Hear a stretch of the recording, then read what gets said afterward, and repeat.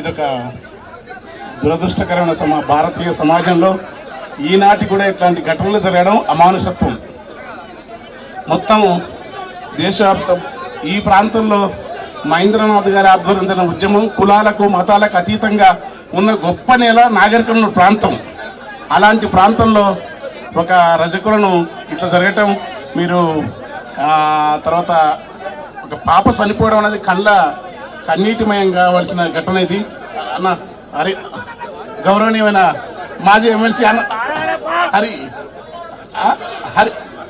హరిమోహన్ లక్ష్మారెడ్డి అన్న, సారీ అందరు నేను క్షమించాలి. మన ఆళ్ళ వెంకటేశ్వరరెడ్డి గారు అన్న, గొల్ల శ్రీనివాసరెడ్డి గారు. అయితే ఇది ఒక ప్రజా ఉద్యమం. ఈ ఉద్యమాన్ని ఇప్పుడు నిన్నటి దాకా ఒక ఎత్తు అయితే ఇప్పుడు కేసీఆర్ అని వచ్చినాడు. ఎక్కడి వరకైనా ఈ అంశాన్ని తీసుకుపోయి నిష్పక్షపాతంగా ప్రజలకు దళితులకు న్యాయం రాగవా బాబు. అరే ఎవరాడు జోలి నీవు ఆగరా నాయన, చిన్న నేను ఈ ఊర్లోనే ఉంటున్నా వాడు రాగండి.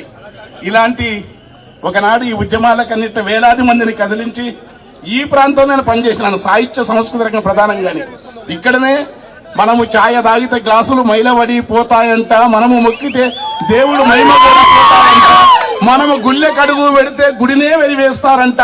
గాలి వీల్చి వదులుతున్నాము, గాలిని కూడా వెలిగేస్తారా? వెలిగే పొద్దున తిరుగుతున్నాము, పొద్దును కూడా వద్దంటారా?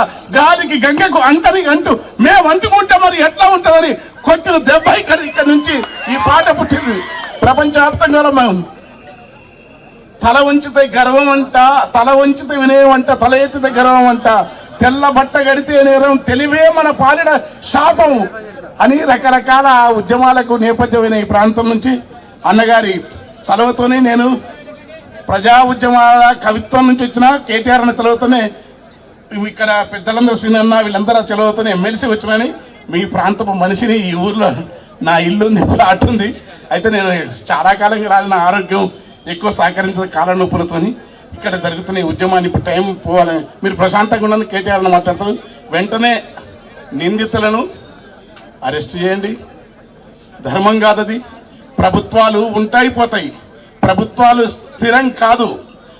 ప్రజల యొక్క వేదనను, ప్రజల దుఃఖాన్ని, ప్రజల బాధను, ప్రజల యొక్క పడుతున్న తపనను ప్రజా ఉద్యమాలు ఇంతమందలాడుతూ ఉంటే నిమ్మకు నీరెత్తినట్టుగా ఉంటే అది ఈ ప్రభుత్వాల ఎన్నికలకు అది అనేక విధాల ప్రజల నుంచి వచ్చే మౌనమైన హెచ్చరిక కాదు, అది అలంకార భూషణం కాదు. ఇట్లా ఉండటం వెంటనే స్పందించాలా.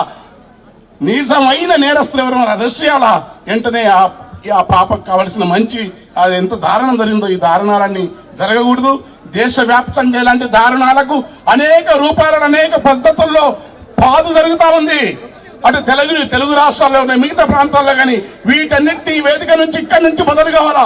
ఒక మహోన్నతమైనది ఇక్కడ కులాల సమస్య కాదు, మానవ ప్రవృత్తిలోని ఆధిపత్యము, అధికారం, వెరిసిన బలోన్మత్తమైన అహంకార పూరిత స్వభావం ఈ దేశంలో తరతరాలున్న వ్యవస్థ ఒక మనిషిని తక్కువ చూస్తే ఈ వ్యవస్థ పూకటి వెళ్ళతో ప్రకటించవన్న మహాసింహ అంబేద్కర్ ఆలోచన మేరకు ఒక మహోన్నతమైన మానవీయ సమాజాన్ని లేకుండా చేసే కుట్రలో భాగంగా జరిగే ఘటనలు ఖచ్చితంగా మనం సీరియస్ గా ఎదిరించాలా.